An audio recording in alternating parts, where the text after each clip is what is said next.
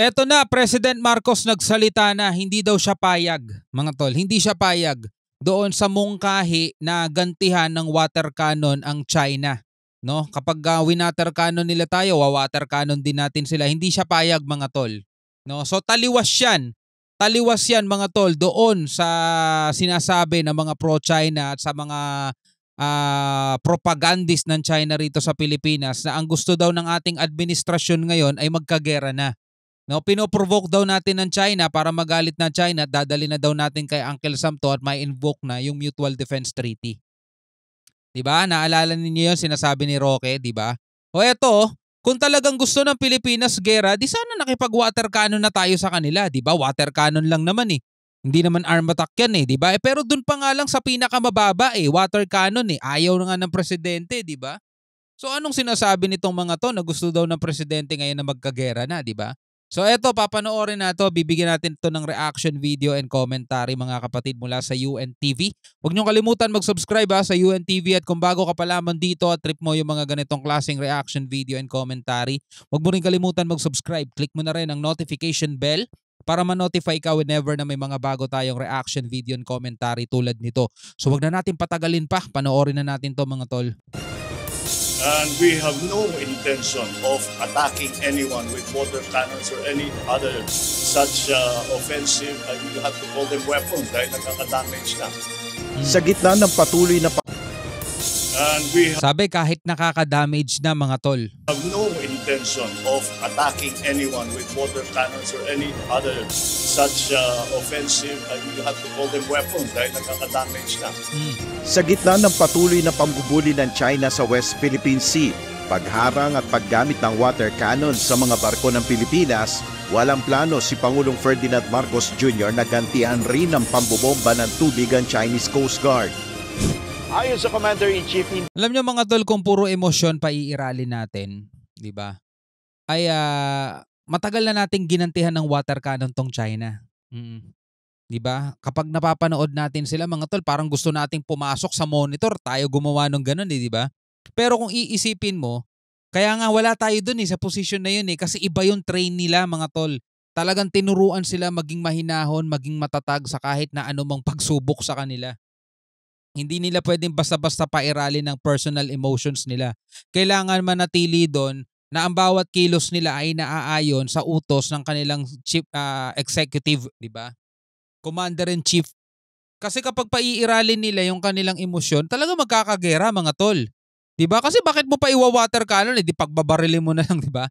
Kaso nga hindi yun ang gagawin ng mga sundalo ng PCG kasi nga professional sila, di ba? At doon talaga tayo mabibilib sa kanila, mga tol Doon talaga tayo mabibilib sa kanila kasi professional talaga yung ating PCG. At ganoon din naman yung ating presidente. Biruin mo, no? Hindi niya i-risk yung ating bansa para lang sa mga pambubuyo ng iba. Wala, duwag ka pala ganyan-ganyan, duwag. Hindi naman kasi pagpalag ang magpapakita ng katapangan mo. Yun lang, manindigan ka at huwag kang magpaalipin sa kanila. Okay na yun, katapangan na yun, mga tol. Hindi katulad nung nakaraang administrasyon, di ba? Nagpasindak kaya nagpaalipin na lang hindi gagawa ng anumang opensiba ang Pilipinas laban sa Beijing na magpapataas lamang ng tensyon sa West Philippine Sea.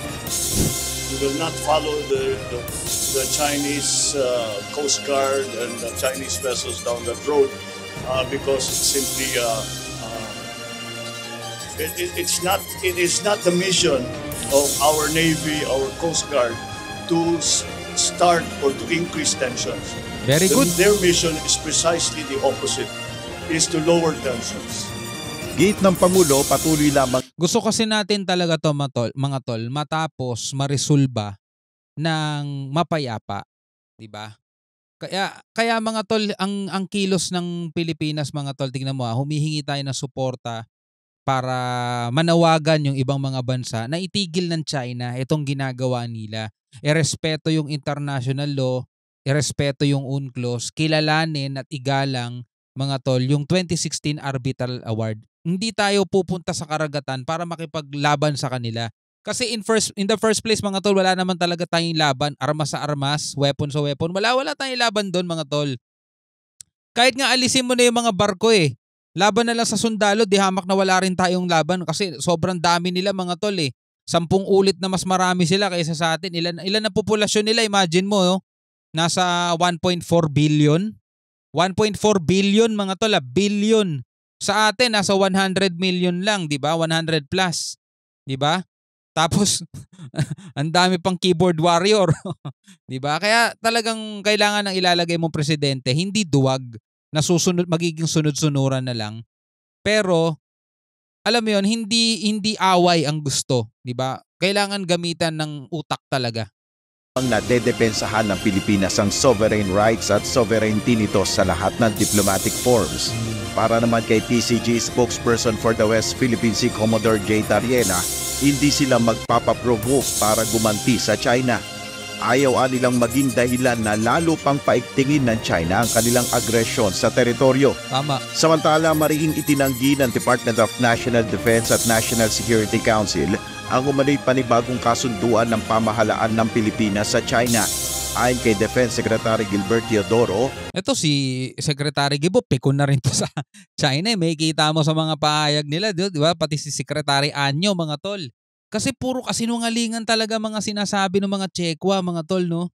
Puro kasinungalingan talaga. Meron silang taktikang ginagamit eh. Guguluhin muna nila yung mga tao kasi alam nila mga tol kung paano mag-react ang mga Pilipino. Yung iba, kahit hindi na nagbabasa, basta marinig lang nila ganito, kahit di nila naiintindihan, magre-react na sila. Yung iba naman, nadadala ng bayad, mga tol. Kahit hindi nila alam kung ano ipaglalaban nila, susugod sila basta bayad. Ganon, mga tol, kilala na ng China yung mga Pilipino. Siyempre, tagal na rin natin silang kasama eh. Di ba? Alam na nila mga tol kung ano ang pinakapuso eh, ng demokrasya eh, di ba? O, adya dyan ng people power. Alam nila yung mga yun eh. Di ba?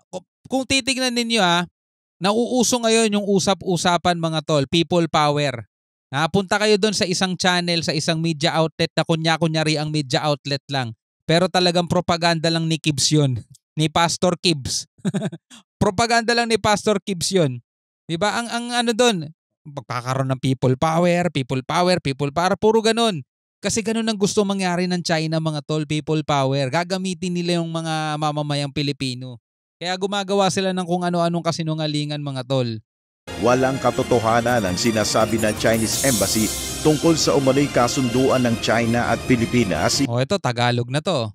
Inuulit ko na ipinagbawal ko ang anumang pakikipag-ugnayan sa pagitan ng kagawaran at embahada ng China mula noong courtesy call ni Ambassador Wang Xilian ilang araw lamang matapos kong maitalaga bilang kalihim noong Hulyo ng nakaraang taon. So July 2023 after niyang maupo, nag-courtesy call si Wang Xilian tapos noon dinis-allow niya na hindi na niya pinayagan na magkaroon pa ulit ng kahit na anong ugnayan. No, sa nasabing courtesy call, wala naganap na pag-uusap hinggil sa anumang gentleman's agreement o new model taliwas sa naging pahayag ng embahada ng China.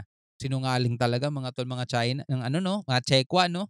Hinggil sa pangangasiwa sa Ayungin Shoal. Bagaman hindi na idinetalye pa ng Chinese Embassy ang sinasabi nitong bagong kasunduan, sinabi nito na nakausap nila sa nasabing agreement ang Western Command ng Pilipinas. Base pa umano sa Westcom, aprobado ang kasunduan ng ilang mga opisyal ng Pilipinas kabilang na ang Defense Department at NSC. Giit ni Secretary Teodoro, walang kinalaman ng DND sa anumang kasunduan ukol sa China. Maging ang National Security Council, mariin ring pinapulaanan ng nasabing agreement sa China. Para kay Assistant Director General Jonathan Malaya, disinformation ang bagong pahayag na ito ng China. Wala rin silang nakakausap na sinumang opisyal mula sa Chinese Embassy, lalo na tungkol sa kasunduan na may kinalaman sa resupply mission. So far as the National Security Council is concerned, kahit ano pang paulit-ulit na pagdadawit ng China or the Chinese Embassy dito sa mga kasunduang ito, wala pong saysay yan kasi hindi po yan totoo. This is hindi totoo. Pure and clearly fake news on the part of the Chinese Embassy. Para naman sa Department of Foreign Affairs, dapat itigil na ng China ang pagpapakalat ng mga maling impormasyon at haka-haka laban sa mga opisyal ng pamahalaan ng Pilipinas. Ayon sa DFA, hindi dapat naglalabas ng anumang pahayag ang China na maaari lang magdulot ng kalituhan sa mga Pilipino at maglihis sa tunay na issue. Sinabi nito na gaya ng Defense Department at National Security Council, wala rin silang pinapasok na anumang kasunduan sa China. Iginitri nito na ang anumang hakbang na maaaring makompromiso ang karapatan at jurisdiction ng Pilipinas sa ating exclusive economic zone at teritoryo sa pangkalahatan ay maaari lamang gawin ng may pahintulot ng pinakamakapangyarihang opisyal ng bansa. Tindi nung kalaban ng Pilipinas, no? Mga sinungaling, mga tol. Mga sinungaling ang kalaban. Sa huli, sinabi nito na patuloy na masigasig ang Pilipinas sa paghahanap ng mga paraan upang maibsan ang tensyon sa West Philippine Sea. Tayo humahanap ng paraan para maibsan ang mga tensyon dito sa West Philippine Sea. Samantalang ang China gumagawa ng mga paraan para mas lalo pa tayo ma-provoke. Diba? Sila yung marahas mga tol eh. Sila yung gumagamit ng water cannon. Sila yung nambabangga. Sila yung nanghaharang. Sila yung agresibo. Diba? Tapos kapag nagsalita sila, babysitting ka pa. Sasabihin nila, Pilipinas, tigilan nyo na pagpoprovoke sa amin. O, kita mo? Sino ba namang hindi maiinis nun mga tol? Diba? Ganon ang taktika nila. Hinimok rin ng Pilipinas ang China na dumalo sa imbitasyon para sa susunod na bilateral consultation mechanism on the South China Sea kung seryoso talaga sila sa kanilang hangarin na maayos ang hindi pagkakaunawaan. Nel Maribuhok, Diba? Napakalinaw mga tol sa ating lahat kung sino talaga ang punot dulo ng kaguluhan mga tol. Diba? Kung sino yung salot eh. Matatawag mo talaga salot eh, no? Well anyway, ikaw bilang isang Pilipino, ano ang masasabi mo rito? No? Sang-ayon ka ba sa desisyon ni President Marcos na hindi tayo gagante, no? Sa water cannon attack mga kapatid. No? Hanggang sa muli, ako nga pala si Shobaldi. Peace out.